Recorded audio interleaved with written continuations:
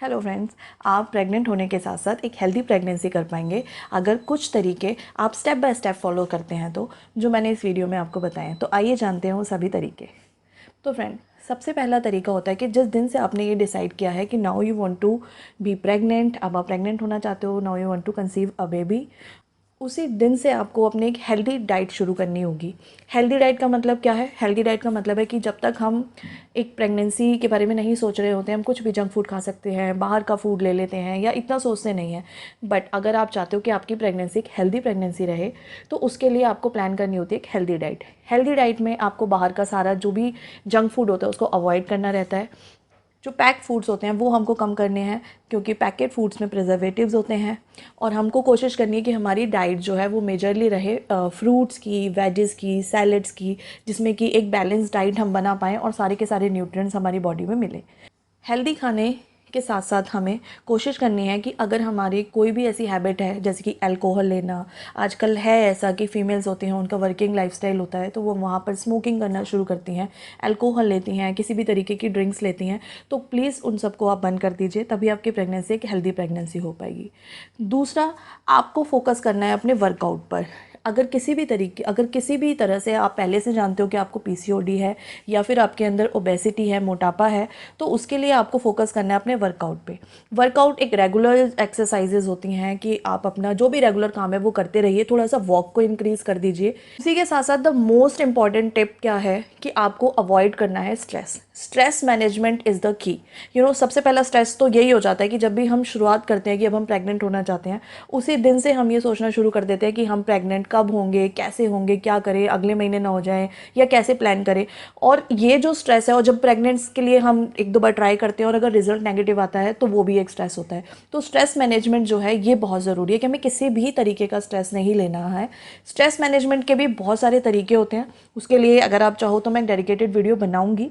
लेकिन मोटा मोटा अगर मैं आपको बताऊं तो आप नॉर्मल तो आप ओम चैंटिंग कर सकते हो, डीप ब्रीदिंग कर सकते हो। बहुत ज़्यादा high meditation kind of yoga करने की ज़रूरत नहीं है, बहुत ज़्यादा स्ट्रेसफुल पोजीशंस आपको बनाने की ज़रूरत नहीं है। योगा में सिर्फ आप डीप ब्रीथिंग करिए, ठीक है। नॉर्मल अपनी वॉक की इंटेंसिटी थोड़ा सा बढ़ा दीजिए, डीप ब्रीथिंग रखिए, तो इस तरीके से जो है आपका स्ट्रेस मैनेज हो सकता है।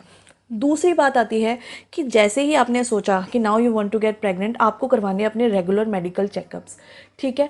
कुछ मेडिकल चेकअप्स होते हैं जो आपको अपनी गायनी के पास जाना है और बताना है कि कोई भी ऐसी चीज़ कि प्रेगनेंसी के बाद हमारे सामने आए और हम उस चीज़ को हैंडल ना कर पाएँ, क्योंकि आप सब जानते हो अगर आप एक बार प्रेग्नेंट हो गए तो प्रेगनेंसी में हमें बिल्कुल बिल्कुल कम मेडिसिन लेनी होती है। पीसीएम हो गई या एक दो मेडिसिन छोड़ के बाकी हर मेडिसिन के लिए डॉक्टर मना कर देते हैं, क्योंकि उसका इम्पैक्ट हमारे बेबी पे पड़ता है। तो इसीलिए हमें कराने हैं रेगुलर मेडिकल चेकअप, जिसमें कि कुछ बहुत सारे टेस्ट होते हैं, ठीक है। उसके भी मैं आपको बाद में एक डेडिकेटेड वीडियो बनाऊंगी। बट रेगुलर चेकअप्स में क्या आता है, शुगर का चेकअप हो गया, बीपी के चेकअप हो गए, थायराइड हो गया, आपके हार्मोन्स के चेकअप्स होते हैं, एएमएच करके होता है, नॉर्मल ब्लड टेस्ट में आपके क्या चल रहा है, ठीक है, हीमोग्लोबिन कितना है, एचआईवी का टेस्ट होता है और एक सीमन टेस्ट भी कराते हैं, ठीक है। और कुछ टेस्ट अलग से होते हैं कि जब आप कंसीव नहीं कर पा रहे हो 2-3 महीने ट्राई करने के बाद, वो अलग टेस्ट होते हैं, उसके लिए भी एक वीडियो बनाऊंगी। बट एक जस्ट स्टार्ट करने से पहले आपको पता होना चाहिए, क्योंकि थायराइड, शुगर, बीपी ये बहुत ही सीरियस बीमारी है, इनके लिए मेडिकेशन चाहिए होता है।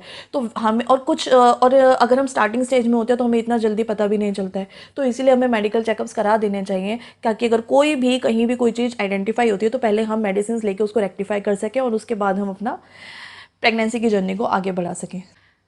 तो नाउ अब तक हमने डिस्कस करी दो इंपॉर्टेंट बातें, जिसमें कि फर्स्ट था आपका हेल्दी डाइट मेंटेन करना, स्ट्रेस मैनेजमेंट करना और आपके कुछ मेडिकल चेकअप्स पहले से करा के रखना। उसके बाद जब सब कुछ सही आ जाए, पॉजिटिव आ जाए, then you can go ahead and plan कर सकते हो प्रेगनेंसी के लिए।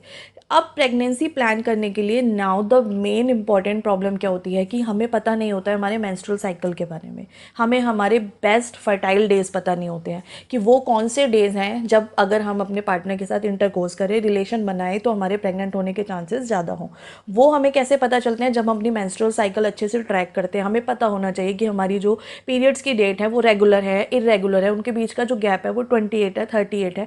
इसको कैसे देखते हैं, कैसे ट्रैक करते हैं, इसके लिए भी बहुत जल्दी एक वीडियो आएगी। उसके लिए भी आप आई बटन पे क्लिक करके वो वीडियो आप देख पाएंगे। उस वीडियो से आप चेक कर सकते हो कि आपकी मेंस्ट्रुअल साइकिल कब स्टार्ट होती है, कब खत्म होती है, कितने डेज की आपकी मेंस्ट्रुअल साइकिल है और कौन से होंगे आपके बेस्ट फर्टाइल डेज।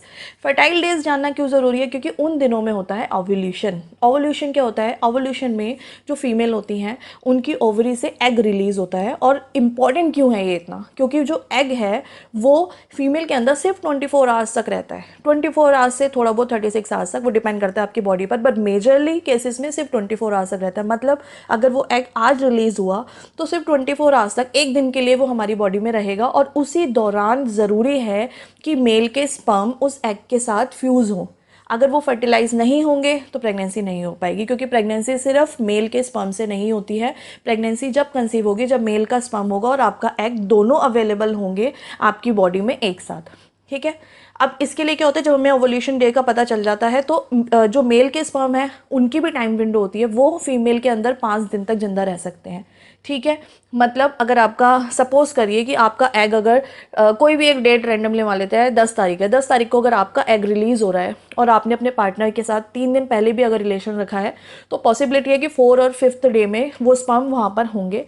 इसीलिए 10 दिन या एक हफ्ते की विंडो आपको आपकी गायनी बताएगी।